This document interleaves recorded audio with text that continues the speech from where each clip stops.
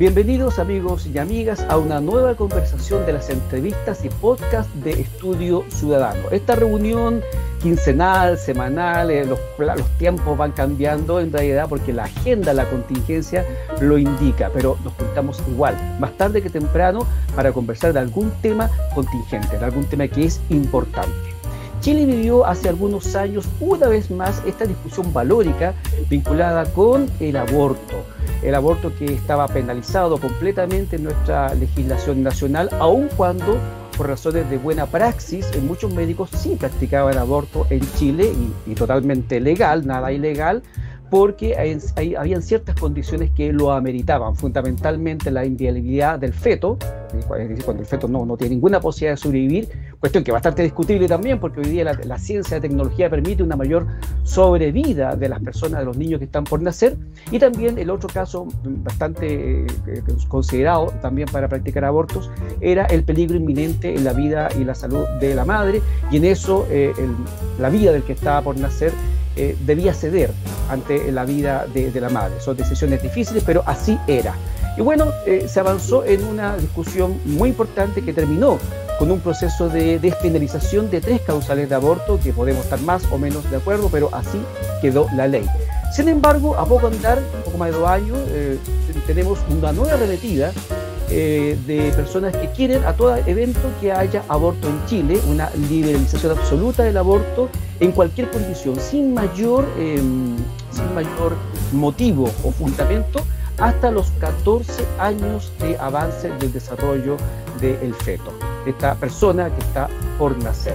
Para hablar de este tema que es tan importante y también de cómo esto se enlaza con la labor de otras instituciones de carácter internacional que influyen en estas conversaciones nacionales, me acompañan en esta ocasión 2 personas del Movimiento de Mujeres Reivindica. Se trata de Rosario Vidal Diegues, cofundadora y vocera del Movimiento Reivindica, y Tatiana Huerques Román, periodista que trabaja también en este movimiento.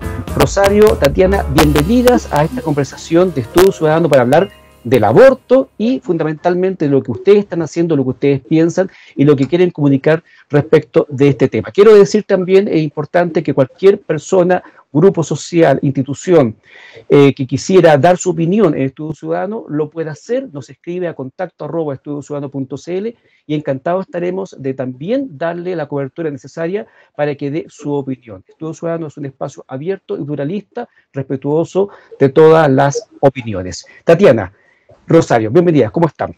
Muchas gracias, muy bien, gracias. Muchas gracias, Alejandra. Gracias por la invitación. Cuéntenme, partamos un poquito por el movimiento. ¿Qué es lo que es Reivindica? ¿Qué es lo que es este grupo de mujeres que están trabajando en distintos temas vinculados con la protección de mujeres en situación de vulnerabilidad? Porque ustedes tienen una página, incluso la vamos a mostrar inmediatamente, del movimiento Reivindica. Sí. Bueno, Movimiento de Mujeres Reivindica nació el 2012. Somos 3 las cofundadoras. Sandra Méndez, la Fran y yo, y hay también una cuarta que actualmente no está. Y nació porque en el fondo faltaba una mirada de la mujer con su maternidad y problematizar de alguna forma las distintas circunstancias y dificultades que enfrenta la mujer con respecto a la maternidad. Y en ese sentido, el aborto es un problema a la maternidad, a que le sucede a las mujeres, que es muy invisible. Hay mucha como estigma asociado al aborto, a hablar de aborto, a verlo como lo que es. Entonces, en ese tiempo, hoy día ya es más común escuchar de esto, pero en ese tiempo no se asociaba, por ejemplo, se asociaba la discusión de aborto, primero, con algo estrictamente confesional o valórico. Y nuestra perspectiva no es esa, nuestra perspectiva es que el aborto es un problema social que afecta especialmente a las mujeres, pero sobre todo es un problema que afecta a sus derechos humanos. O sea, se trata de la vida de un ser humano, no se trata de la vida de algo que está ahí. Es un ser humano, es un individuo de la especie humana, y eso no depende de las creencias personales ni religiosas de cada uno, es un hecho que te aporta la naturaleza y la ciencia. Luego, el fenómeno del aborto tiene que ver con circunstancias que son dolorosas, coercitivas, tiene que ver muchas veces con violencia que sufren las mujeres, incluso de sus propias parejas, que las llevan a ver en el aborto una solución. O sea, y de eso se habla muy poco, porque hoy día está muy en boga el tema feminista, la violencia contra la mujer, ver todos esos problemas. Pero se hace como un sesgo muy pronunciado de omitir que el aborto muchas veces también es violencia machista lo que está sosteniendo esa realidad. Sí, indudablemente.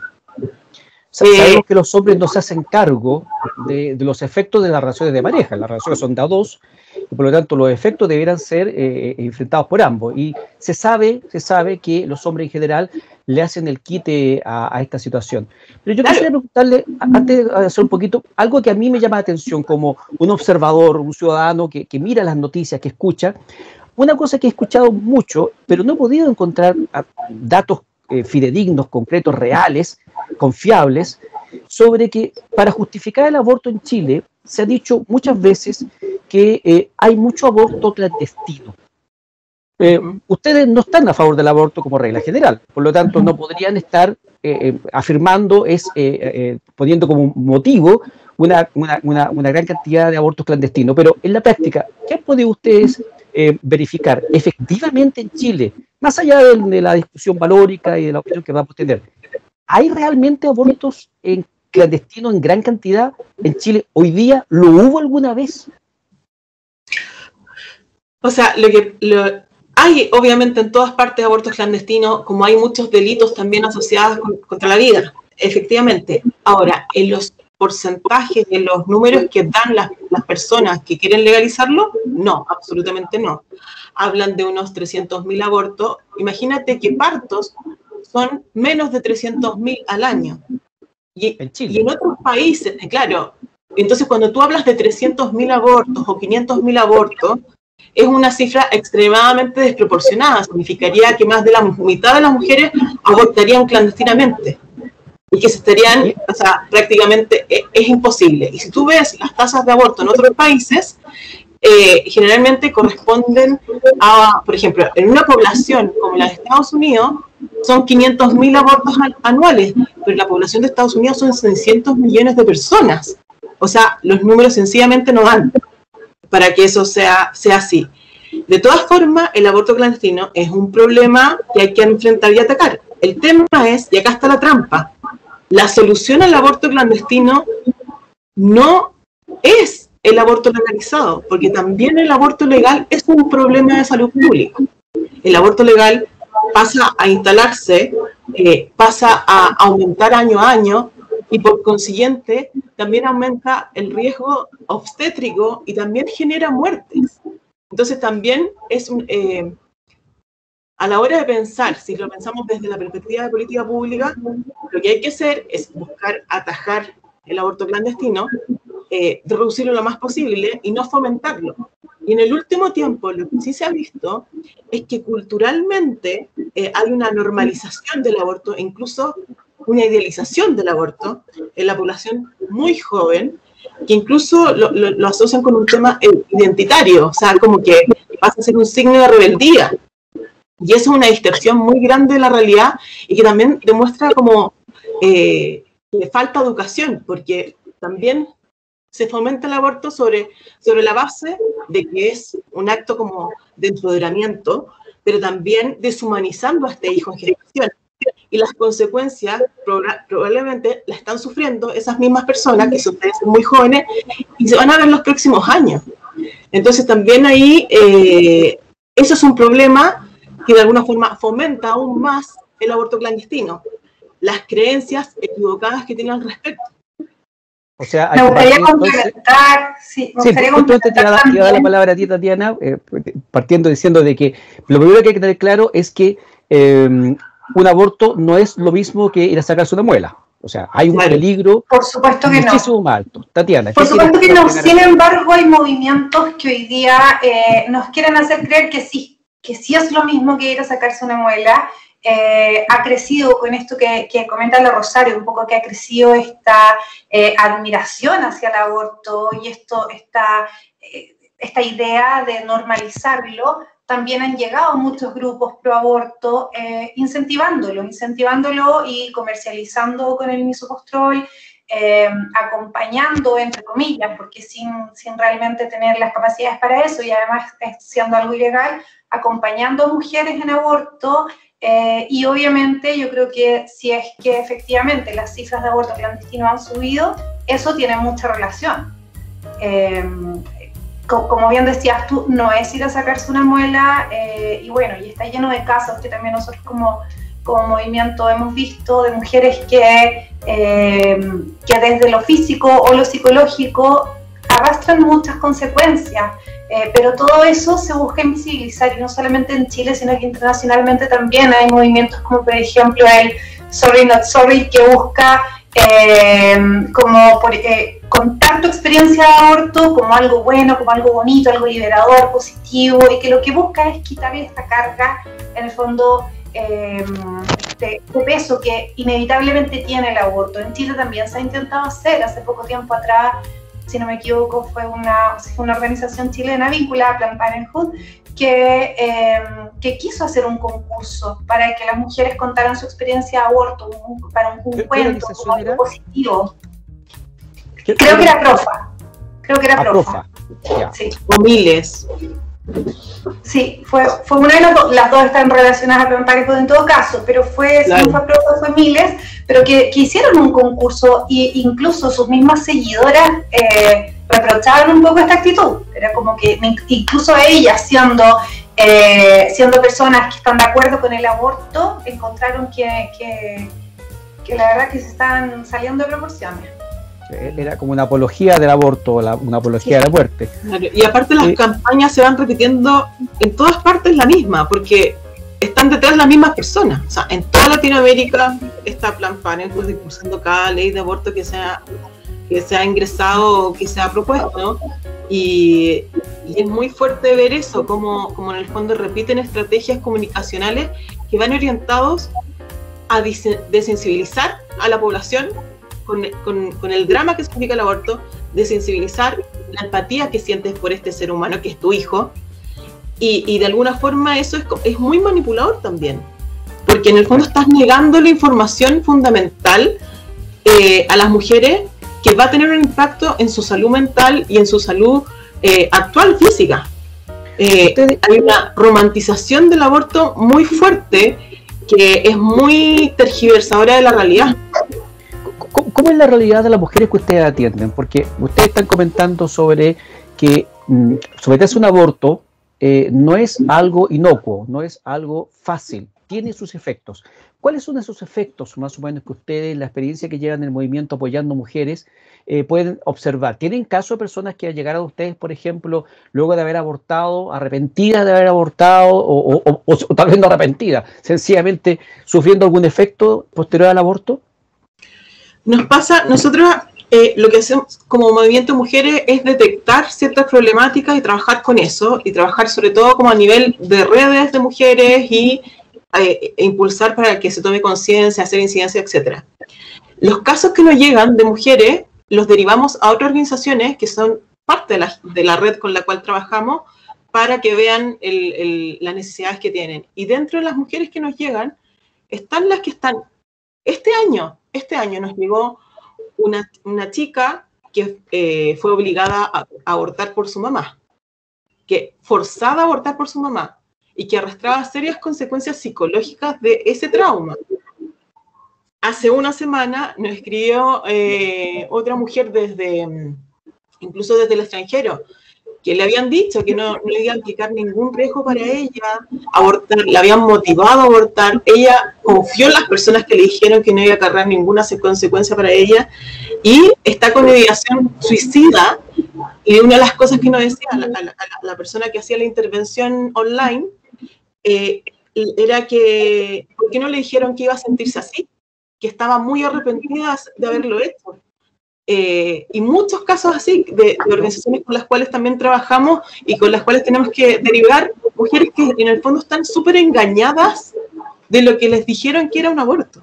¿A dónde las derivan ustedes? Cuéntenme un poquito, y cuéntenme los amigos de Estudio Ciudadano también, cuáles son las otras personas o instituciones que integren esta red de protección, de ayuda, de acogimiento a las mujeres que están en situación de vulnerabilidad, sea por situación de aborto, imagino que también por otras cuestiones también.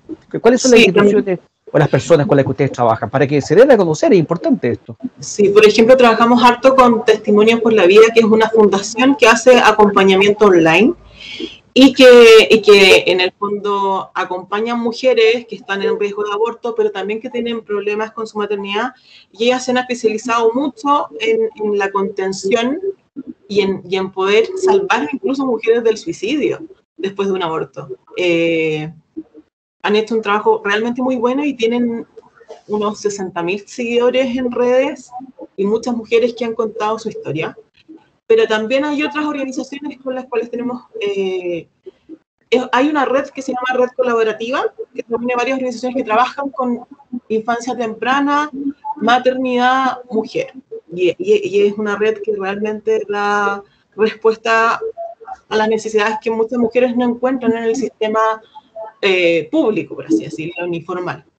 En ese contexto, Tatiana, hoy día, por ejemplo, una mujer, o el caso que menciona Rosario, que fue obligada, una niña, una joven, no sé la edad de acá, que fue obligada, presionada para hacerse un aborto, ¿dónde puede ir esa mujer, mayor o menor de edad, embarazada? No vamos aquí a enjuiciar porque se embarazó. Si por fue supuesto que no. más, menos irresponsable, esa es otra discusión.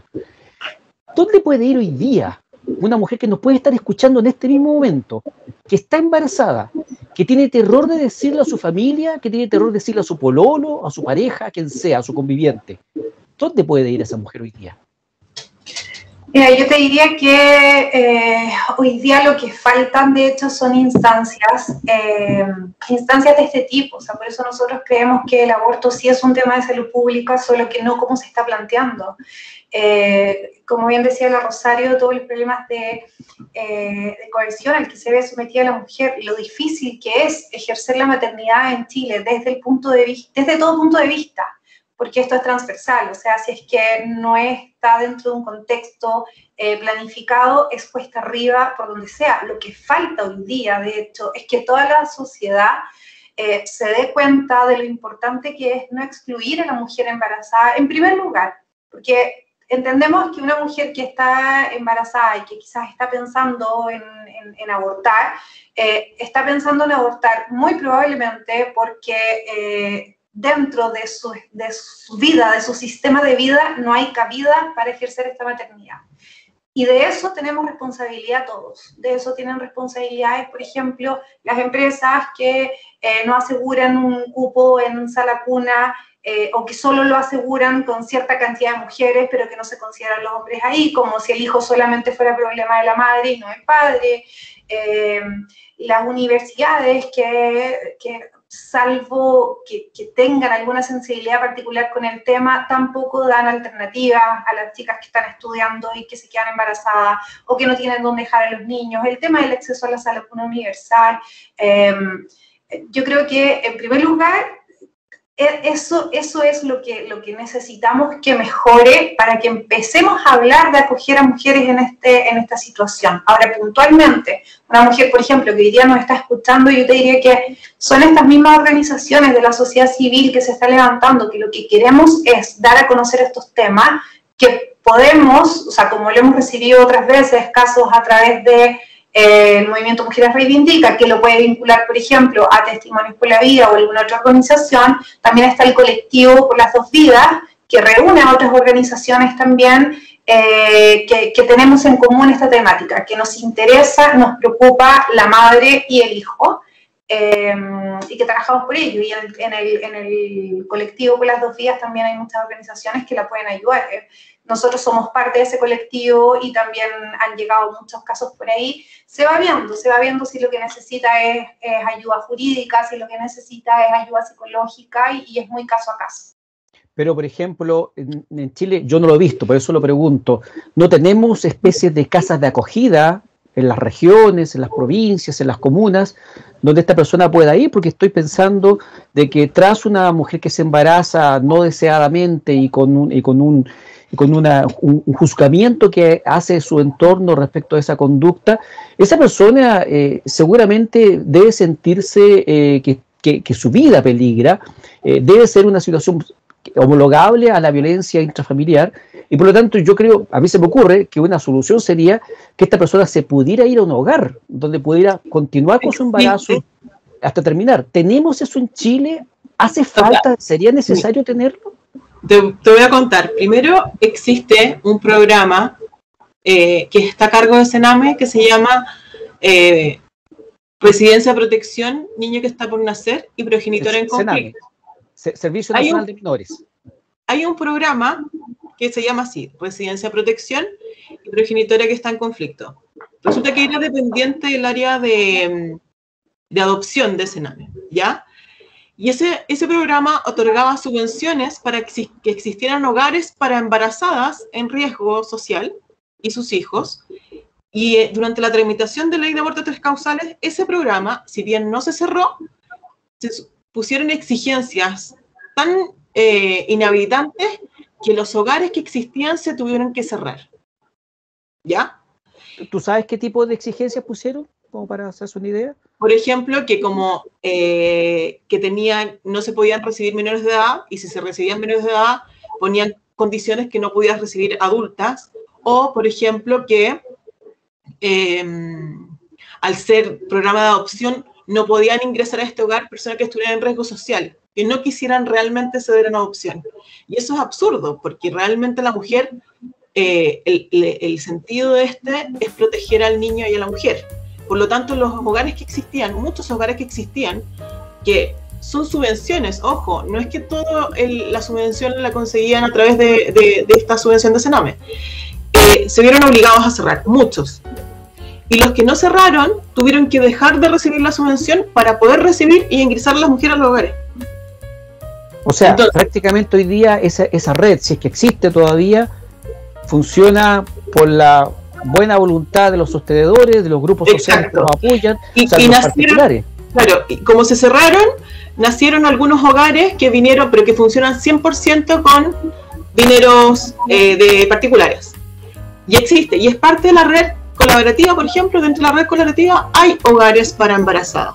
De hecho, lo que se puede hacer es se puede tomar contacto con la red colaborativa de la infancia temprana, que se llama así tal cual, lo pueden googlear, pero una de las organizaciones que hace derivaciones a esta red, que según el problema es que se ve, que se identifica, es Chile Unido.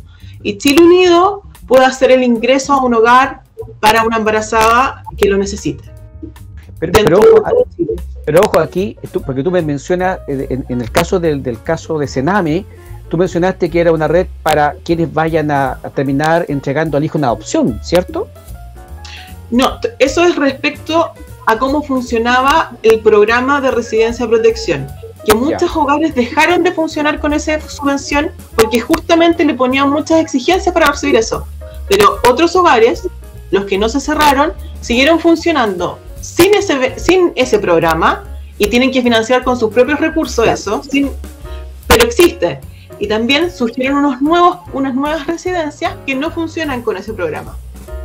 O sea, lo que me preocupaba es que en el caso del programa del Sename hubiese un énfasis quizás en el tema de la adopción, y claro, una mujer se embaraza, tal vez con suerte tiene claridad de que quiere seguir con el embarazo, pero no vengan a preguntar si quiere entregar en adopción o no, porque es una complejidad mayor, es un tema que requiere una reflexión. No me parece razonable recién embarazada estarle preguntando si va a entregar al niño. Y una de las cosas que tiene que mejorar el sistema de adopción es justamente el trato a la mujer que tiene la intención o que está pensando en su proceso de discernimiento sobre si se dan adopción o no. Y justamente ahí hay mucho que mejorar, pero ahí nos vamos a otro tema.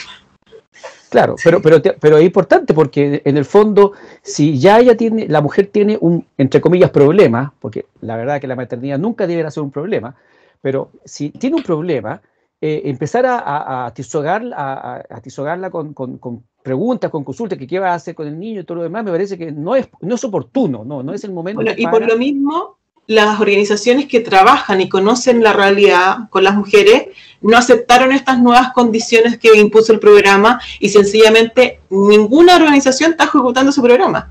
En el fondo, lo que hizo el gobierno en ese periodo fue cerrar el programa sin decir que lo cerraba. Claro.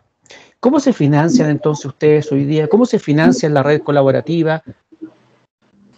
Bueno, ahí son varias fundaciones y cada una tiene distintas estrategias de financiamiento. Unas tienen socios, otras hacen colecta, distintas cosas. Nosotros particularmente, como no somos una organización que trabaja con beneficiarias, sino solamente conectamos y tratamos de plantear temas y levantar problemáticas y lo que tenemos mucha más como del activismo, la difusión, la concientización del problema. Exacto. Ya. Nosotras nos autofinanciamos. Claro, sacan plata de su bolsillo para hacer lo que hacen. De forma totalmente generosa. Sí, y tenemos muy esquilmada a todas nuestras colaboradoras, porque cada vez que necesitamos pasar el sombrero por algo, ahí están. Así que les mandamos mucho cariño. Ya, me imagino que en la página habrá alguna parte para que las personas que quieran donar, por ejemplo, lo puedan hacer. ¿Tienen alguna cuenta bancaria, alguna forma de colaborar con la misión que ustedes realizan, Rosario, Tatiana? Mira, lo hemos pensado, pero nuestro foco está puesto en que se ayude a las organizaciones que trabajan con beneficiarios. Ya. Entonces, si que alguien quiere donar, que done a alguna organización como Fundación EMA, Fundación Chirunido, etcétera. Ya. Después me dan los nombres de todas las instituciones para ponerlos también en nuestra página web, que la gente las conozca, que estas son las instituciones que le están poniendo el hombro a esta problemática social sin ayuda del Estado, o sea, diríamos que ninguna ayuda del Estado, mientras que el sistema público sí está disponible para las personas, mujeres que quieren abortar. Cuestión que uno puede entenderlo especialmente cuando el aborto es una necesidad de carácter de salud, o sea, cuando efectivamente hay peligro para la persona, la madre, el feto, en fin, que hay complicaciones. ¿Cuáles son? Ustedes mencionaron delante algunas complicaciones de carácter psicológico. A veces a la gente le cuesta entender los problemas psicológicos. Por eso les quisiera preguntar por los otros problemas. ¿Qué secuelas físicas puede tener un aborto que salga mal? O sea, partiendo por la muerte, digamos, en Argentina este año implementada la ley de aborto, la ley general de aborto, digamos, no en causales. Sí, en Argentina, digámoslo, Tatiana, discúlpame, digámoslo que hace poco tiempo efectivamente se liberalizó el aborto a todo evento, 14 semanas, igual que lo que se pretende hacer en Chile. Pero ojo que son 14 semanas con trampa. ¿Así? ¿Cómo es eso? Claro, porque en el fondo el aborto libre es hasta las 14 semanas, pero ellos tienen igual 3 causales igual que nosotros. La causal, que es el riesgo de vida de la madre, es una causal que se amplía al riesgo de vida psicológico y social de la madre.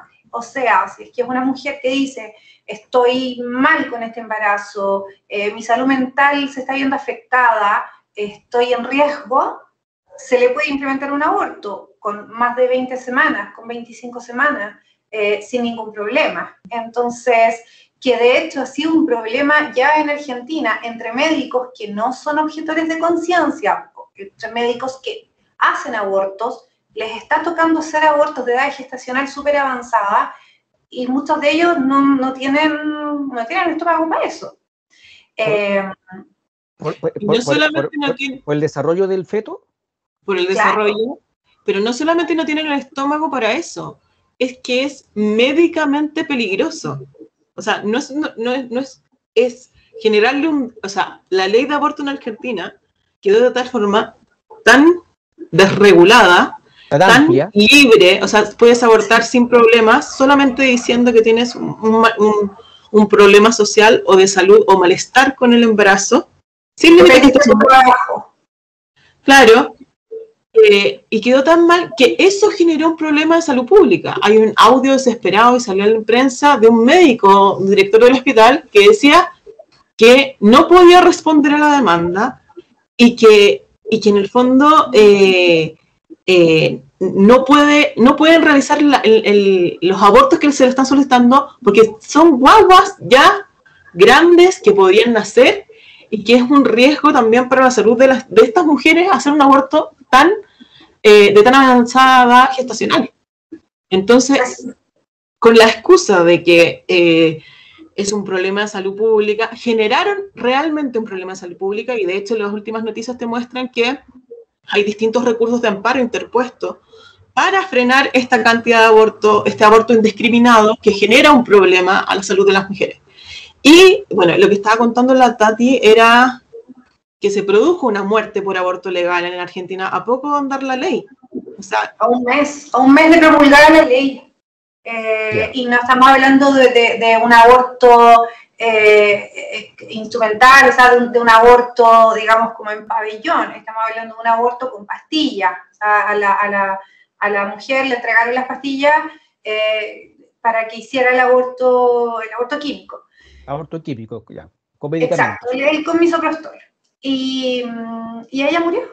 Ella murió en ese contexto de un aborto que se supone que es seguro, porque así es como se publicita el aborto, como algo seguro para no morir en la clandestinidad en el fondo, pero no lo es. En Uruguay también han habido muertes tras la promulgación. Y eso básicamente porque se usa estos medicamentos más allá del momento médicamente aconsejado. No necesariamente. Lo que pasa, Alejandro, es que el aborto nunca es médicamente indicado, para nada. En los casos que tú mencionabas, por ejemplo, cuando una mujer, no sé, cuando la vida de esa mujer está en peligro, claro, el aborto no le va a salvar la vida.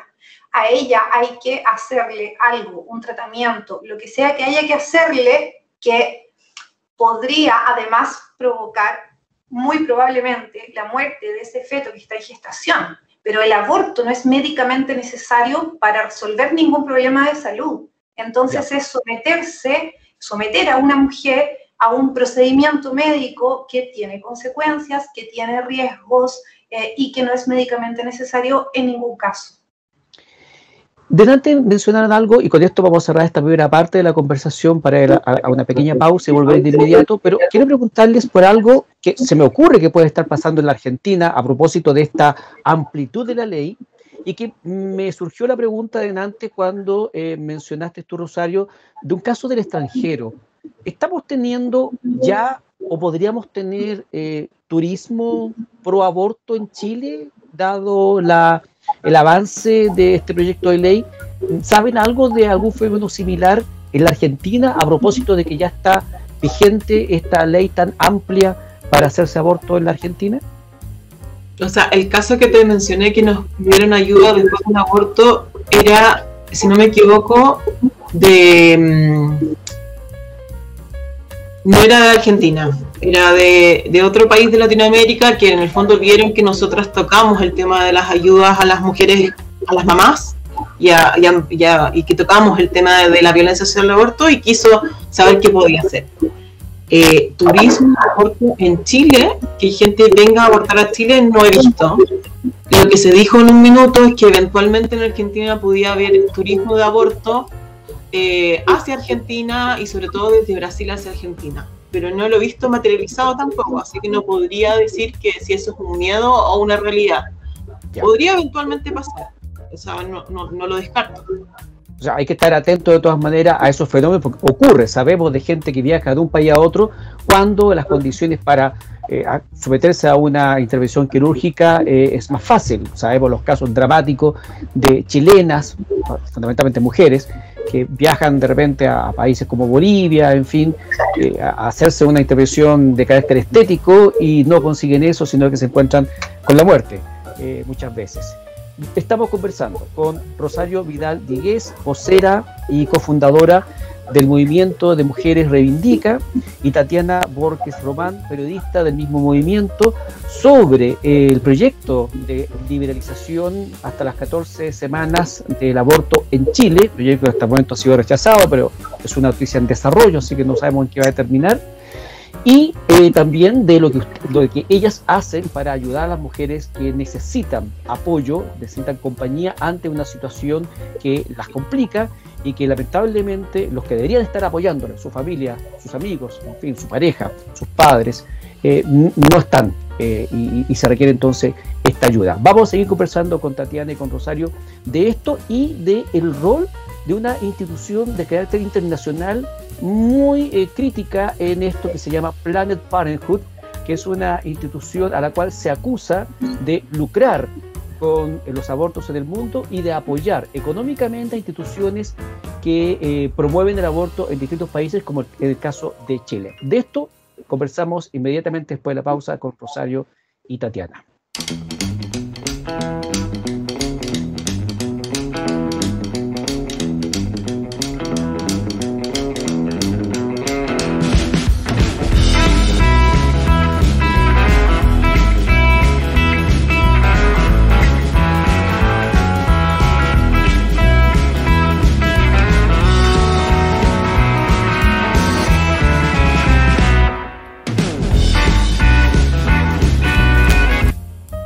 Estamos en las entrevistas y podcast de Estudio Ciudadano. Hoy conversando con dos miembros del movimiento de Mujeres Reivindica, Rosario Vidal Diegues, cofundadora y vocera, y Tatiana Borges Román, periodista que trabaja en el movimiento Reivindica, acompañando, ayudando a las mujeres que lamentablemente no tienen apoyo cuando se encuentran ante un embarazo no deseado y escuchan voces que les dicen que el aborto es la mejor solución. Esas voces en Chile las podemos identificar con algunas instituciones como la Fundación o Corporación Miles, no sé cuál es la persona jurídica, se llama Miles. Hay otra que se llama APROFA y estoy seguro que hay muchas más, de las cuales han hecho lobby, han hecho influencia en el Congreso de la República, donde se ha estado discutiendo este proyecto para liberalizar el aborto hasta las 14 semanas a todo evento, sin mayor fundamento. Y también se ha dicho, se sabe que hay una ONG, fundación, corporación internacional que se llama Planned Parenthood, que por una parte se le acusa de que lucraría con los restos humanos del aborto y también tendría el suficiente dinero, las espaldas económicas para apoyar económicamente a aquellas organizaciones sociales que en diferentes países como Chile promueven leyes de aborto a todo evento como la que se discute hoy en día. Yo les quiero preguntar entonces a Rosario y a Tatiana, ¿qué saben ustedes de esto? ¿Cuál es el rol? ¿Qué es lo que ustedes conocen del rol de Planned Parenthood a nivel nacional y por supuesto a nivel mundial? ¿Qué nos pueden contar? Mira, como para entender un poco, porque cuando uno habla de Planned Parenthood, bueno, a muchas personas ya les suena, a otras todavía no les empieza a sonar. Nosotros nos sentimos, vemos en las calles cómo se despliegan estos pañuelos verdes que no sabemos de dónde salen, pero que los tenemos asociados con esta lucha feminista por reivindicar lo que ellos llaman los derechos sexuales y reproductivos de la mujer. Entonces se ve como toda una cosa muy que viene de las mismas mujeres, etc. La verdad es que yo diría que lo triste de todo esto es que ese pañuelo, por ejemplo, es creado por Planned Parenthood, que lo venden acá en Chile también a través de APROFA, que es filial de Planned Parenthood. Y para entender cuál es esta figura, yo creo que lo primero es ver de dónde viene Planned Parenthood. Planned Parenthood es una organización que lleva muchísimos años en Estados Unidos. No sé, Rosario, si tú tienes más o menos la fecha, pero es previo a la Segunda Guerra Mundial. Sí, cumplió 100 años hace poco. Es como principio del siglo XX. Y fue fundado por una mujer llamada Margaret Sanger. Ella es conocida como haber sido una activista de los derechos reproductivos, es decir, de introducir los anticonceptivos en la población, cosa que ese es como el lado que más se le conoce a ella, como su lado del activismo. El tema de Margaret Sanger es que la verdad es que tiene un pasado bastante más oscuro, vínculos con temas de eugenesia. Ella estaba vinculada también al Ku Klux Klan, y desarrolló un proyecto que se llamaba el Negro Project en Nueva York, donde su objetivo era ir a los barrios más pobres de Nueva York, que eran barrios con población afrodescendiente, y llevar anticonceptivo al agua que se tomaba ahí, para que las mujeres dejaran de tener hijos y dejaran de reproducirse en el fondo porque eran afrodescendientes, porque eran pobres. Entonces hay una cosa como... Porque a alguien se le ocurre que no tienen que reproducirse. Sí. Que había una mirada de principio de siglo que era bastante eugenésica, y eso también un poquito se extendió en distintas partes del mundo. Por favor, Rosario, Tatiana, aclarémosle a la gente, porque uno de los objetivos de Estudio Ciudadano es que estos temas se entiendan. ¿Qué es la eugenesia? ¿Qué es lo eugenésico de esta conducta? La eugenesia, de alguna forma, fue una teoría de que hay una raza mejor que la otra, que hay personas que son más aptas que otras, y por lo tanto busca, en el fondo, que las personas que considera menos aptas y dentro de esas personas que consideran menos aptas están los enfermos, algunas razas, y también los pobres, que esas personas no se reproduzcan. Y eso, a ver, y hay distintas formas. La cara más dura de la eugenesia fue lo que vimos con los nazis, que ahí derechamente se mataban a las personas. Pero hay otras formas de eugenesia más, por así decirlo, más pasiva, que se promueve a través del aborto, de la esterilización forzada, y que fue parte de algunos programas como experimentales que surgieron a comienzos del siglo XX desde países anglosajones. Ese movimiento fue un movimiento dentro de todo, a nivel de élite popular, ¿ya? Nunca llegó a ser totalmente aceptado por la población, porque obviamente eso contrapone los derechos humanos. De hecho, una de las cosas que se consideran genocidio es el aborto dirigido a ciertas poblaciones, destinado a exterminar esas poblaciones, ya sea forzado o generando condiciones para estimularlo. Entonces, dentro de esta mirada, a principios del siglo XX en Estados Unidos había, yo te diría que no solamente Margaret Sanger de alguna forma trataron de venderla y marketearla como un ícono, pero había mucha más gente, intelectuales, políticos. Bueno, está la Fundación Rockefeller también. Esta mirada de que tenían que frenar que ciertos grupos de la población eran indeseables y que estas personas no podían tener hijos. Y que son comentarios que se escuchan hasta la actualidad. Si tú te fijas, bueno, en primer lugar un dato, en Nueva York, que es donde comenzó todo esto y donde se hizo el primer centro de Planned Parenthood, en Nueva York hasta la actualidad se abortan más guaguas negras que las que nacen. Esa es una cifra brutal, para mi gusto. O sea, una estadística, o sea, hay más mujeres embarazadas de negros que sienten que no pueden, o sea, mujeres negras, digamos, de color, que están embarazadas y que sienten que no pueden salir adelante con su embarazo, que las que tienen los partos. Y acá en Chile, también, cuando uno está metido en este debate, todo lo que estamos conversando ahora a raíz del proyecto que se rechazó la semana pasada, uno escucha todavía argumentos como... Pero entonces, ¿qué quieres? ¿Que hayan más pobres? ¿Quién se va a hacer cargo de los pobres? Es como si, entonces, para que no haya pobreza, entonces los matamos en el vientre. Yo he escuchado, Tatiana, yo he escuchado, a ver, es importante como dato editorial, yo soy contrario al aborto, soy pro vida. Es importante que la gente que escucha lo sepa.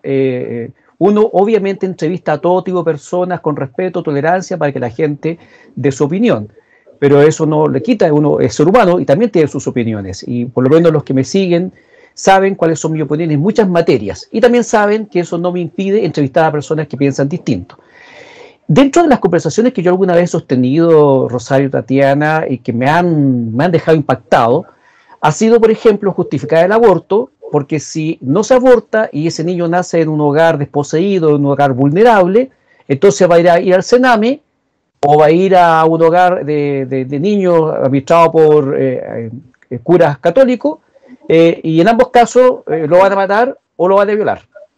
Claro. O sea, yo puedo entender, y de hecho en la primera parte de esta entrevista conversamos sobre la debilidad que tiene el sistema de acogimiento, de protección de las mujeres que están embarazadas y que les cuesta encontrar entonces quien las apoye. Pero de ahí a decir de que todos los niños que nacen en hogares vulnerables van a terminar siendo violados por los curas, me parece un exceso. No, es un desconocimiento brutal de la realidad de la infancia en Chile y también de la realidad de las mujeres que están en riesgo de aborto. Porque, primero, vamos con el primer mito. ¿Quiénes están más en riesgo de aborto? ¿La mujer pobre o las universitarias que tienen mayor aceptación del aborto como idea? Las mujeres pobres no están de acuerdo con el aborto, la mayoría.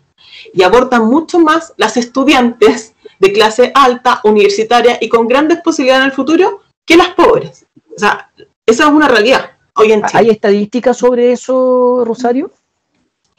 No puede haber estadísticas como de cuántas mujeres abortaron de cada cual, pero sí si tú ves las encuestas de dónde tiene mayor porcentaje de aceptación el aborto, se ve una tendencia que es la clase más alta la que está de acuerdo con que las clases bajas aborten o ellos mismos, y las personas de menos recursos rechazan más el aborto. Por otro lado, también está la experiencia empírica. Nosotras vamos a los hogares, conocemos mamás que tienen a sus hijos institucionalizados en Sename. Sabemos que en el fondo lo único que quieren es tener a sus hijos cerca, de que han vivido una realidad tremendamente adversa, que el sistema las castiga, las sanciona, las aleja muchas veces de sus hijos. Entonces no es una realidad que a ella se le pensó el abortar y que por eso no, sino tiene que ver con todo un sistema familiar y social que en el fondo también castiga muchas veces a la pobreza, ¿ya? Pero por otra parte, esto de que el niño que no es abortado va a terminar en el hogar Sename, no es cierto. O sea, si tú ves también, si la mujer no aborta y quiere ceder su hijo en adopción, esto no todo el mundo lo sabe.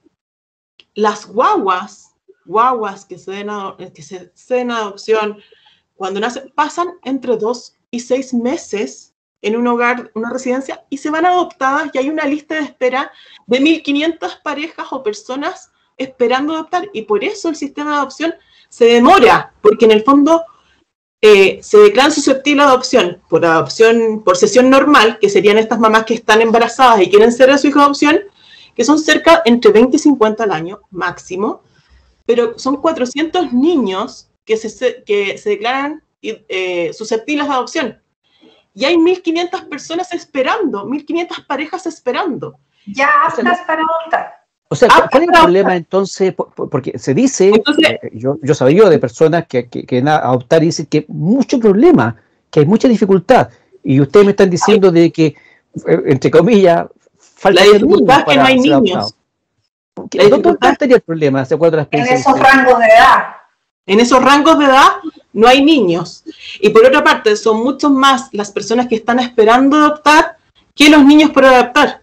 Y por otra parte, también hay exigencias que no todo el mundo puede cumplir. Por ejemplo, hay cosas como material, etc.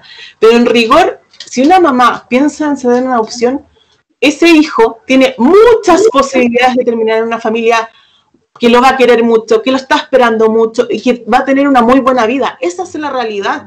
O sea, la adopción sí es una gran opción en Chile, a pesar de algunas dificultades en el proceso. O sea, es una dificultad, sobre todo para los que quieren adoptar.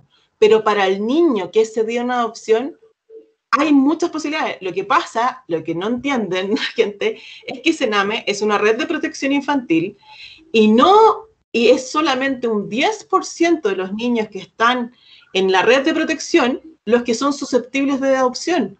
El resto tienen familias, y lo que hace falta es que esas familias sean reparadas y se trabaje con ellas. No es que...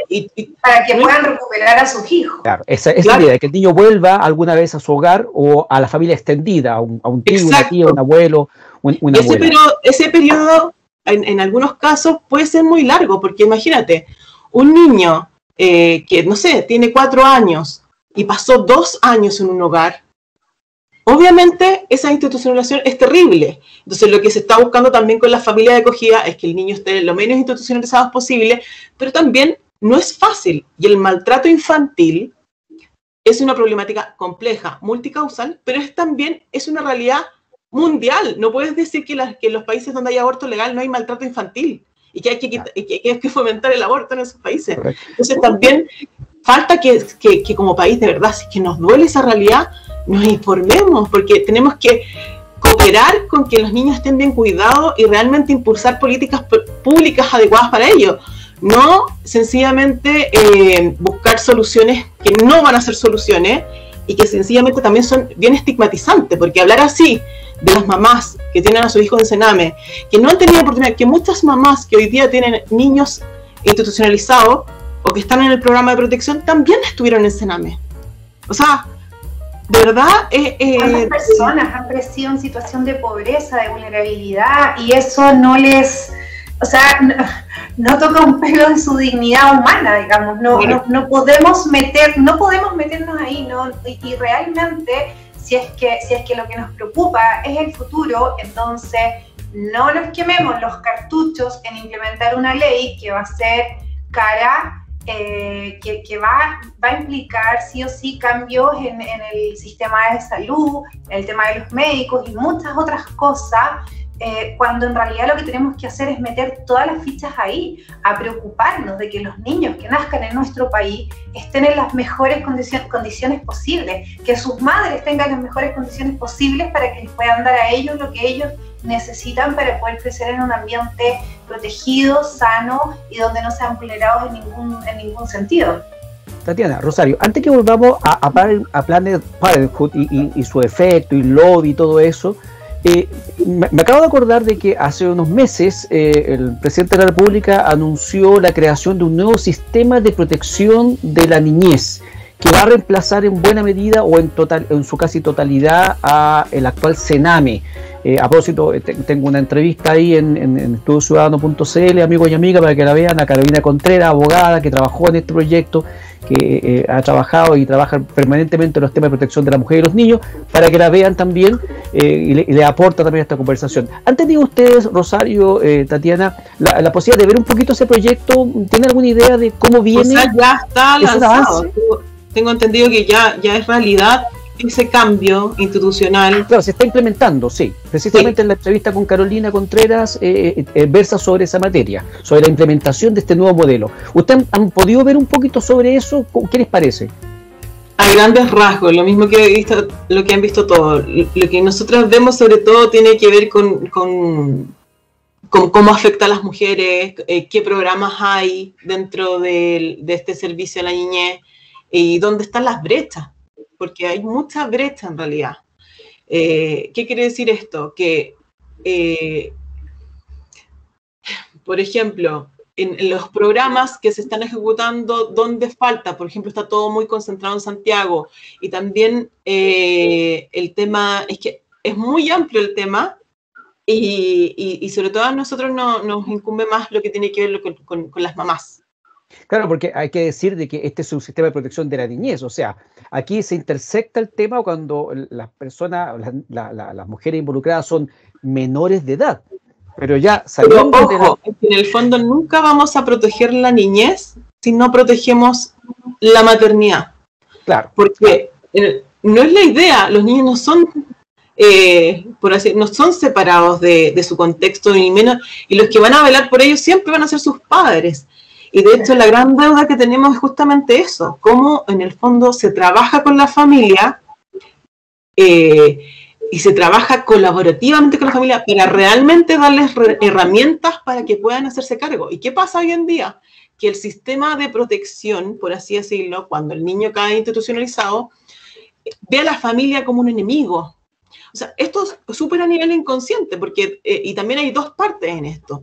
Entonces, muchas veces la relación familiar y el vínculo de la madre con el niño, cuando el niño está institucionalizado, se pone en riesgo, se quiebra, se ve interferido por esta intervención. Entonces, realmente, lo que nosotros vemos, y vamos a ver cómo funciona este nuevo sistema, es que falta programas que trabajen con las familias de forma efectiva, dándole herramientas. Y hay algo de eso, está viendo algunas organizaciones, o sea, están con ese foco de cómo fortalecemos principalmente a la madre, primero para prevenir, pero después, cuando ya se produjo como la institucionalización, cómo se sigue trabajando con ella. Hemos hablado todo este rato también del Sename y de este nuevo sistema de servicios de protección de la niñez. ¿Qué rol creen ustedes que está cumpliendo o debería cumplir el Servicio Nacional de la Mujer?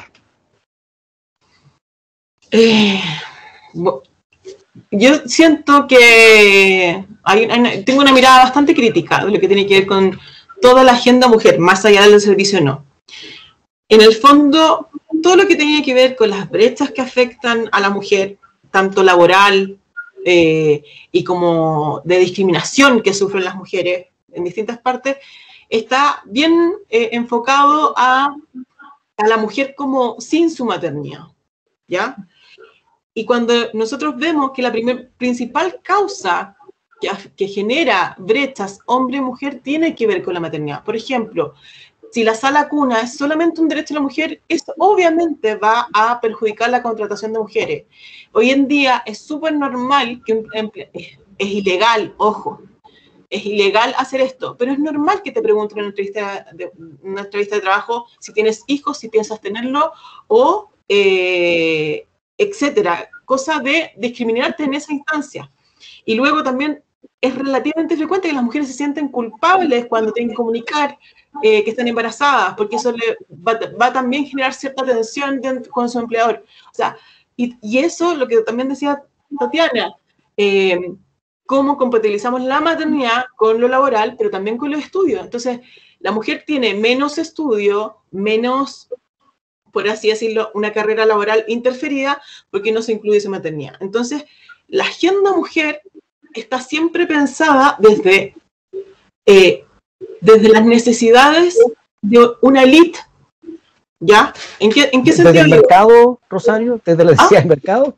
¿Desde las necesidades del mercado? Por ejemplo, cuando tú ves las iniciativas de ley en el Congreso, ves, por ejemplo, discriminación hombre-mujer, la discriminación de la ISAPRE. Oye, ¿cuántas mujeres en Chile tienen ISAPRE? Si la mayoría de la población está en FONASA. O ni siquiera las mujeres tienen ISAPRE porque no están en el trabajo formal. Entonces hay una mirada que es de quienes están en mejor posición, viendo con ese sesgo y no están viendo la realidad de las mayoría de las mujeres con su maternidad. Por otra parte, el tema de los estudios. Hay cifras que te indican que las mujeres, hace unos años atrás, esperamos que esto haya mejorado, pero que un 80% de las estudiantes que son madres congelan sus estudios, se retiran, algunas vuelven y algunas no, entonces tienen menos años de escolaridad. Entonces, todos esos aspectos no son prioridad, no han sido prioridad dentro de esta agenda mujer, y aparte, en el gobierno de Bachelet, y también hay una mirada de desmaternizar a la mujer. Es decir, no, es que las mujeres no somos madres, mujer y madre no es lo mismo. Y justamente, como no se evalúa la brecha de género con su maternidad, es que se proponen propuestas que son para un número muy reducido. De hecho, lo que vimos en pandemias también, con todo el respeto que me merece, pero, por ejemplo, el debate público se concentró en el postnatal, cuando la mayoría de las mujeres no tiene postnatal porque no tiene un contrato. O sea, entonces, hay mucho desequilibrio. Nuevamente tenemos el problema de una élite. Claro. O sea, sí, aquí hay una evaluación de que esta agenda de género, porque lo que pasa es que también es lo que uno ve que se implementa en otros países y ahí se siente que se viene tan calcado, que está en el tema de aborto, como hablábamos antes, que está en la mano de Planned Parenthood en todo esto, que son temas que realmente le interesan a la élite. Y yo creo que ahí estamos fallando. Yo creo que en este intento de reivindicar los derechos de la mujer, del feminismo, que feminismo real en el fondo, o sea, feminismo entendido como la búsqueda de la igualdad de trato y de oportunidades entre hombres y mujeres, me merece todo el respeto del mundo, pero es algo que realmente tiene que representar a la mujer. Si representan a las mujeres que no son madres, no, todas las demás nos quedamos afuera y lo vemos. Yo creo que lo vemos y lo sentimos. Claro. Sí. No, y también en el fondo la agenda mujer pasa a ser una especie de caballo de Troya, porque al final se centra exclusivamente en el aborto.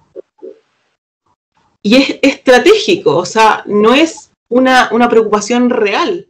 porque la primera urgencia como mujeres que debemos tener es que el aborto se prevenga, no que se normalice. Entonces, está muy desconectada la agenda que tradicionalmente asociamos con mujeres de la realidad de la mayoría de las mujeres. De hecho, la mayoría de las mujeres se opone al aborto. Esta labor de Planned Parenthood ¿es un vínculo conocido en Chile o es algo muy secreto? Porque aquí, buscando en la internet, cosa de ver Wikipedia, que es tan accesible, dice que Planned Parenthood es el mayor proveedor de servicios de salud reproductiva en Estados Unidos, incluido el aborto inducido.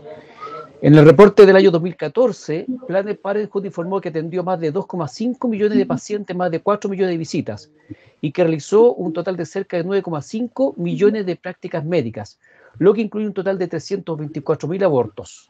Y su presupuesto alcanza 1.300 millones de dólares, incluyendo además 530 millones de financiamiento gubernamental, por ejemplo, reembolsos del Medicaid, que es el sistema de aseguramiento de salud norteamericano, que hace poco supe que, por lo menos durante los últimos meses del gobierno de Trump, creo que se había eliminado ese aporte desde el Medicaid a Planned Parenthood. O sea, esta institución existe, funciona, opera. ¿Cómo sabemos que está operando en Chile? Estos vínculos con Miles, con APROFA o con otras organizaciones feministas que trabajan por los derechos reproductivos de las mujeres, porque parece que decirse feminista en Chile o trabajar por estas cuestiones es bastante amplio, porque ustedes también trabajan por las mujeres y no están a favor del aborto. Mira, claro, Planned Parenthood, antes yo te diría que era mucho más fácil seguirle el rastro.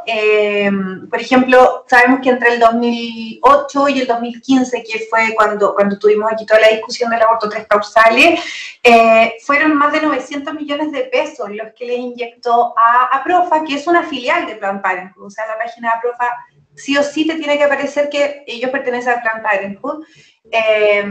Es tan así como en Chile se llama APROFA, en toda Latinoamérica tienen un nombre similar a planificación familiar. Algo planificación familiar es Planned Parenthood. En Colombia... Este caso, APROFA se llama Asociación Chilena de Protección de la Familia. Es casi irónico. Sí. Es bonito el nombre, ¿ah? Es bonito. Sí.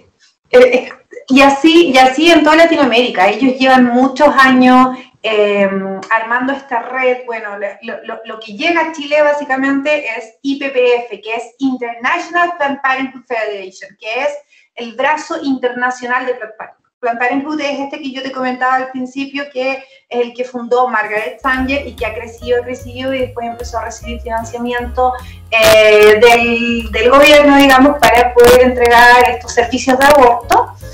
Además, se les entrega a ellos todo el tema de la educación sexual en Estados Unidos. Y ojo que acá en Chile, APROFA es asesor del Ministerio de Educación en temáticas de sexualidad para los colegios. Te puedo decir, aquí les voy a mostrar a los amigos en la cámara, que en la página de APROFA, en este mismo minuto, uno de los banners más importantes dice Educación Sexual Integral, la deuda histórica del Estado hacia las niñas, niños y jóvenes en su formación educacional. A ver, este es un tema que yo he leído un poco y me genera sentimientos e ideas encontradas. Porque por una parte me parece muy razonable que a los niños desde pequeños se les enseñen ciertas cosas. La biología, tal como es, no llegar a los 14 años pensando que los niños los trae la cigüeña.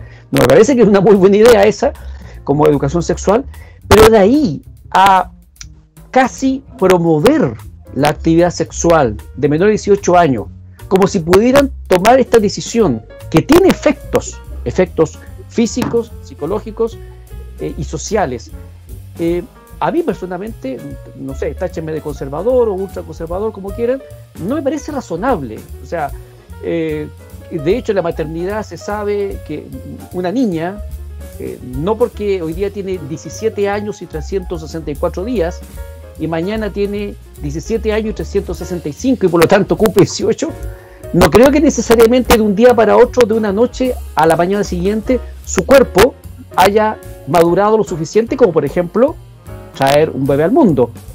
¿Cuál es la opinión de ustedes respecto de estos planes de educación sexual dirigidos a niños, a jóvenes, a menores de edad en definitiva, que tal vez más allá de informarse y de prevenir, especialmente que sean abusados, deberían estar preocupados de otras cosas y no de cuándo iniciar su actividad sexual? Yo te voy a dar mi opinión personal, no a título del movimiento Mujeres Reivindica, porque esto se sale un poco de nuestro campo.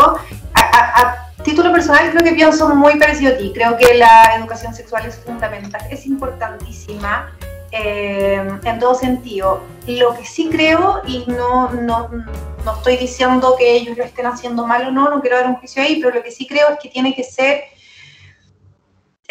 ser profunda, es que tiene que ser real, y que tiene que incorporar muchas más aristas que solamente el tema de el cuidarse de un embarazo. Creo que hay un proceso que es que a medida que la persona, que el niño va creciendo, también va creciendo su madurez, su disposición a empezar una vida, una sexualidad más que una vida sexual, una sexualidad de empezar a pololear o de empezar a conocer a alguien, qué sé yo. Creo que es todo paulatino, y que sea quien sea que provea esa educación, tiene que ir a ese ritmo. No se trata de pasarle como un libro así como, acá está todo lo que tienes que aprender, porque creo que es mucho para un niño para poder digerirlo y que no sé si va a ser positivo finalmente. Es como pasar... Yo no sé... Sí, termina la idea, por favor. Sí, no, que la verdad es que yo no sé ahí bien...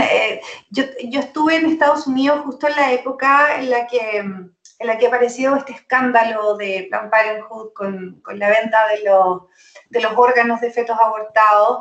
Entonces se empezó ahí, se levantaron varios movimientos pro mujer, pro niño, que empezaron a perseguir un poco y a ponerle más atención a lo que decía Planned Parenthood. Y realmente, por lo que yo sé, al menos allá, las charlas de educación sexual dejan muchísimo que desear. Básicamente se tiende a pensar que lo que hacen es promover una conducta promiscua que termina convirtiéndose en embarazo no deseado y por ende en aborto legal sí o sí. Eso es lo que se comenta, por lo menos allá en Estados Unidos. Cuando empezaron todos estos movimientos como live action, de poner cámaras ocultas, ver qué es lo que está haciendo Planned Parenthood, te encuentras con eso, te encuentras con que ellos van y les hacen las charlas a los niños y después les dicen que ellos no necesitan consentimiento de los papás para ir a abortar. En Estados Unidos, un niño, por ejemplo en California, una niña de 16 años puede ir a una clínica sin ningún adulto a hacerse un aborto y ya. Pero no puede ver una película, que hay una muy buena película, Unplanned se llama, no puede ver una película sobre el aborto porque tiene escenas muy fuertes para ella, pero se puede hacer uno sin tener ningún tipo de consentimiento de ningún adulto. Entonces, eso es por lo menos en educación sexual lo que en Estados Unidos, que es donde llega mi conocimiento, ellos han hecho. Y justo ya tocaste un punto que es uno de los temas que me interesaba tocar, que tiene que ver con esta acusación de que Planned Parenthood o IPPF o como se llame, comercializa los restos de los abortos. ¿Es cierto eso? ¿Ustedes tienen antecedentes sobre esa situación? ¿Cómo sería este negocio? Mira, lo que se vio cuando salió este escándalo de cámaras ocultas que se hizo en Estados Unidos, que la Tati de hecho estaba en Estados Unidos ese tiempo, así que nos puede contar tal vez más detalles, es que se hizo una investigación por el Congreso que determinaron los congresistas que sí había lucro, que sí hubo tráfico. ¿Por qué? Porque la ley te permite, en el fondo, donar partes fetales a la ciencia para estudios. Pero ellos, en el ítem transporte, se había abultado el monto que cobraban por transporte y, por lo tanto, por ejemplo, cobraban $5,000 por el transporte de una parte fetal. Cosas que no coincidían. Entonces, ha sido bien difícil, se ve bastante el poder de Planned Parenthood, también está muy enquistado en la política. De hecho, Planned Parenthood hace campaña y reúne fondos para políticos, por ejemplo, para la campaña de Obama o de la de Hillary Clinton, juntaron más de $30 millones. Entonces, es súper controversial lo que pasa ahí. Aparte tiene un modelo, por así decirlo, de negocio, que es muy poco transparente, porque por un lado se dicen que son una organización sin fines de lucro, pero tienen sueldos lucrativos, según este informe también del Congreso de Estados Unidos. O sea, la directora de Planned Parenthood gana unos $50,000 mensual y 500,000 anual. O sea, gratis no lo hacen.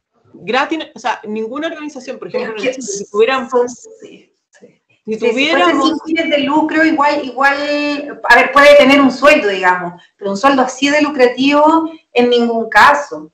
Ellos reciben fondos del Estado, hoy día ellos reciben también fondos de los impuestos. ¿Y de dónde va a salir acá en Chile una eventual ley de aborto libre gratuito? Los impuestos, no hay otra forma.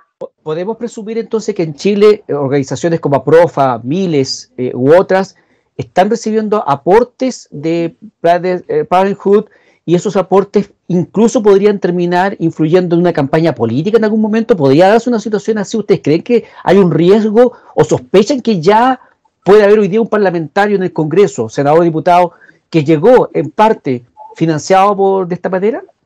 Mira, yo no me atrevería a hacer una acusación de ese tipo, pero lo que sí es una certeza es que Planned Parenthood está en Chile, que Planned Parenthood financia a PROFA, le entrega financiamiento a Miles Chile, a la Corporación Humana, a los que están en la mesa por el aborto, y de eso hay registros. Como yo te decía antes, cuando empezó esta pseudo persecución a Planned Parenthood, como para un poco desenmascararlo, digamos, y de todo lo que están haciendo acá en Latinoamérica, lo que hicieron en Argentina, ellos empezaron a ser muchísimo más cuidadosos en mostrar dónde ponen su dinero. Pero acá en Chile, y esto está en el reporte, pues acá lo tenía. Ellos hacen un reporte financiero anual de los montos que destinan a cada organización en el extranjero.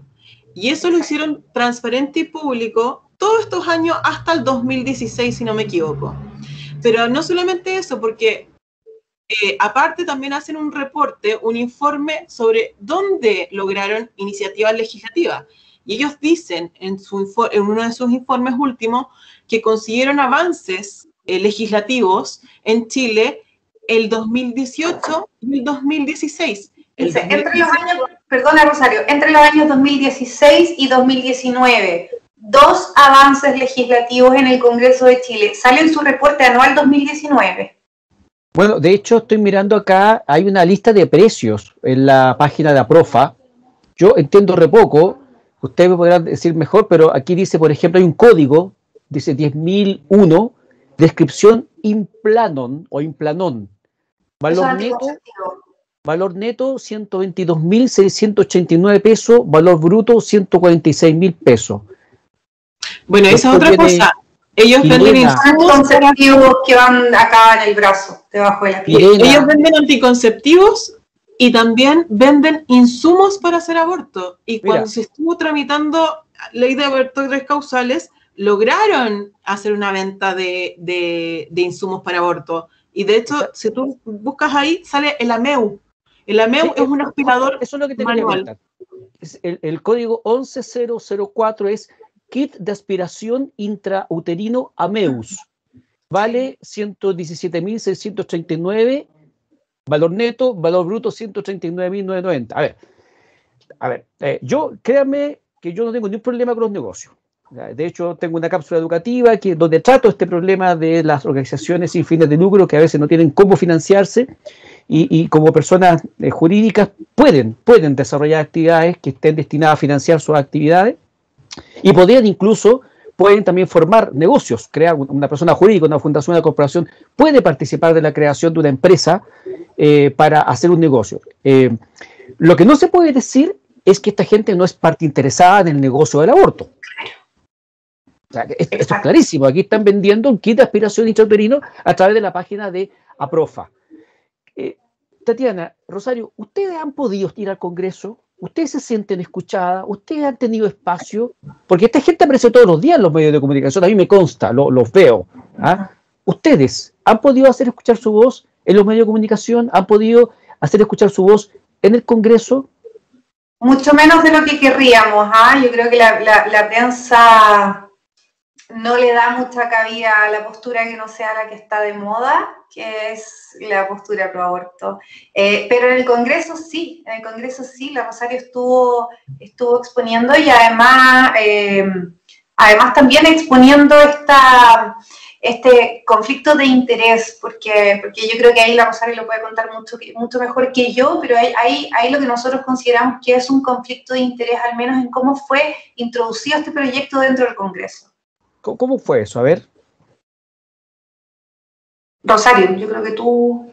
Bueno, parte de la información que ya teníamos es que en las primeras comisiones y bastante avanzada, la presidenta de la comisión y una de las patrocinantes de esta iniciativa, Maite Orsini, dijo en varias oportunidades que las organizaciones que fueron invitadas a la primera comisión y también las organizaciones que promovían este proyecto habían redactado este proyecto. Y al analizar quiénes eran esas organizaciones, eran dos: Mesa Aborto y Corporaciones Humanas. Y nos consta, porque nosotros vimos los estados financieros de cada organización, que tanto Mesa Aborto está compuesta por Corporación Humana, Fondo Alquimia, APROFA. Esas son organizaciones. Me llama la atención, disculpa, Rosario, financiamiento directo de Plan Parenthood. Disculpa, me llama la atención que mirando abajo de la página APROFA, dice nuestros aliados. Bueno, aparece Happy Hein, que es la vendedora de juguetes sexuales, muy conocida. Es que eso es casi anecdótico, pero me llama mucho la atención además que aparece la Universidad Diego Portales. Son alianzas que una vez se dice como un poco extrañas. Lo que pasa es que APROFA no se marketea como solamente aborto. Es exactamente lo mismo que Plan Parenthood en Estados Unidos. Está el tema de la educación sexual, está el tema de la entrega de anticonceptivos, la entrega de condones. Entonces hay un montón de otras cosas que pueden ser bien atractivas por montones de públicos que dicen: oye, pero a mí me parece fantástico esto de que haya acceso a anticonceptivos. Ellos venden los implanoles, ellos venden hormonas, terapias hormonales. Sí, en el fondo Plan Parenthood y todas sus filiales han sido muy inteligentes siempre en hacer esto. Piensa tú cuántos años llevan en Chile. Yo no sé si en la página web te aparece, pero sí sé que son muchísimos. O sea, cuando se introdujo el tema, por ejemplo, de la píldora del día después, fueron ellos los primeros en importar esa píldora a Chile. Entonces, y como contaba la Rosario, claro, o sea, ellos están detrás, ellos que se financian a través de IPPF, que es Planned Parenthood, dice la diputada Orsini, que son quienes redactan este proyecto que ingresa al Congreso. Entonces ellos redactan por algo que van a ganar. Si piensas tú que el modelo de negocios de Planned Parenthood o de IPPF no es que vaya una mujer y se pague sola un aborto de $1.000. Para ellos la gracia es que los estados entreguen aborto gratuito, libre y seguro. Y en esto del gratuito, ellos reciben el dinero igual, digamos, al que no les sale gratuito es al estado que lo tiene que financiar de nosotros, pero para ellos sigue siendo negocio igual, que sea gratis el aborto. Planned Parenthood va a ganar sí o sí, y ellos están financiando, como aparece en su reporte del 2018, según ellos, entre el 2016 y el 2019, 2 iniciativas que llegan al Congreso, que son justamente aborto 3 causales y la que estamos discutiendo ahora. O sea, que en definitiva, para que sinceremos la cuestión, y volvemos a lo mismo, yo no tengo ni un problema con los negocios y cosas por el estilo, pero esta discusión entonces tiene re poco de valórico. Esto, entonces, en definitiva, es sencillamente lobby comercial, así como cuando van las distintas empresas. Lo peor de todo es que un lobby con un marketing muy bien armado, que supuestamente es en favor de los derechos de las mujeres, pero quienes están detrás no son las mujeres, es IPPF, que tiene mucho dinero invertido en aparentar algo que en realidad no es. Así parece. Rosario, Tatiana, ¿cómo ven el futuro del proyecto? ¿Va a haber aborto libre, absoluto, hasta las 14 semanas en Chile, tal vez siguiendo el modelo argentino, porque quedó con esa pillería que mencionaba Tatiana, de que en realidad sí se puede hacer aborto más allá de las 14 semanas, si la mujer aduce tener otro tipo de problemas, incluso psicológicos, que ya son más elásticos, más discutibles, ese presunto problema, o incluso problemas económicos, problemas sociales, que me parece, eso sí, ya es el colmo de la argumentación, porque si yo no tengo cómo sostener un hijo, bueno, entonces entréguelo en adopción, pero no lo mate, es mi humilde opinión. Mira, yo personalmente estoy muy contenta, muy satisfecha de la votación de la semana pasada. La verdad es que encuentro que refleja lo que piensa la gente. La gente no quiere aborto libre. Yo creo que la discusión más compleja que se ha dado puede ser quizás la de aborto 3 causales, pero la gente está muy clara en que no quiere aborto libre, y eso lo dicen las encuestas, y pese a toda esta máquina financiada que han tirado encima, la gente se mantiene firme en eso. Yo creo que la votación de la semana pasada lo que hizo fue visibilizar lo que piensan los demás, y creo que la gente hoy día, como decía la Rosario antes, está mucho más abierta a conversar, a escuchar, a hablar de estos temas. Por lo tanto, yo creo que hay una muy buena posibilidad de que simplemente se archive. O sea, tú estás confiada de que, porque digámoslo, que dentro del proceso legislativo fue en la comisión donde habían 5 miembros que tenían que votar, y por un voto que de una parlamentaria demócrata cristiana, lo cual además le generó todo un problema a la precandidata Yana Proboste, que había prometido, digamos, ordenar las huestes de la democracia cristiana en torno a la aprobación de este proyecto. Esta diputada votó en contra y provocó entonces que el informe de la comisión, que se va a la Cámara, a la sala, fuera en contra, pero todavía está por ver. Si los parlamentarios de la sala representan lo que quiere su electorado, no va a haber aborto, porque la gente no quiere aborto. O sea, ¿tú te sientes, pero depende de eso, depende de que ellos voten. Yo creo que también hay una censura tan fuerte a la posición en contra del aborto que puede ser, aunque sea una posición minoritaria, no como pasó en Argentina, tal vez las opciones más radicales, como el Frente Amplio, logren tal vez destrabar el proyecto y hacerlo avanzar. Sería raro, porque generalmente se siguen las recomendaciones de la comisión, pero en realidad es un asunto tan controvertido, donde hay tantos intereses involucrados y también tantos compromisos políticos generados con... Plan Parenthood es poderoso, es tan poderoso que CNN repite el discurso permanente de Plan Parenthood. Nunca nos van... O sea, de verdad, las veces que nos han dado espacio a nosotras en televisión son contados con los dedos de una mano. O sea, no tenemos la misma apertura en ninguna parte. Y también la gente, aún siendo la mayoría en contra del aborto, no se dan a conocer estas discusiones que estamos teniendo acá ahora. No existe. O sea, siempre se quedan con una posición que es como bien desde la guata, desde el sentido común, pero que en realidad a este discurso tan armado, tan de guerrilla que tienen, que es un discurso igual cómodo de asimilar y de repetir. El discurso de la libertad. Claro, y es un discurso que no se pone en cuestión porque la gente no está informada y es mucho más fácil seguir esta corriente que enfrentar la verdad. No existe esa real responsabilidad de los medios de comunicación de informar lo que está pasando. De hecho, todo este conflicto de interés en la comisión, que lo pudimos decir, que lo volvimos a reiterar, nunca fue recogido por la prensa, aunque nosotros le informamos a la prensa de esta situación, siendo que en otros casos, que son parecidos, como Corpesca o otras cosas donde hay conflicto de interés, sí los toman. Entonces igual hay un ambiente que es poco favorable para que la ciudadanía realmente se informe.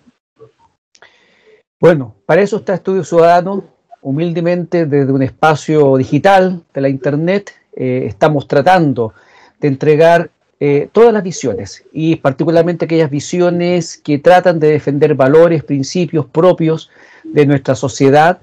Se puede llegar a complementar las posiciones, se puede llegar a buscar justos equilibrios. Para eso hay que informar, hay que educarse, hay que conocer. El objetivo de Estudio Ciudadano con este tipo de entrevistas es precisamente presentar todas las posturas, todas las posiciones, para que usted, amigo o amiga, reflexione, piense. No sabemos en qué va a terminar este proyecto, no sabemos si esto va a avanzar o va a retroceder, pero lo más importante es que usted, en su interior, adquiera una convicción. Las leyes no necesariamente son siempre justas, y lo justo no siempre se convierte en una ley.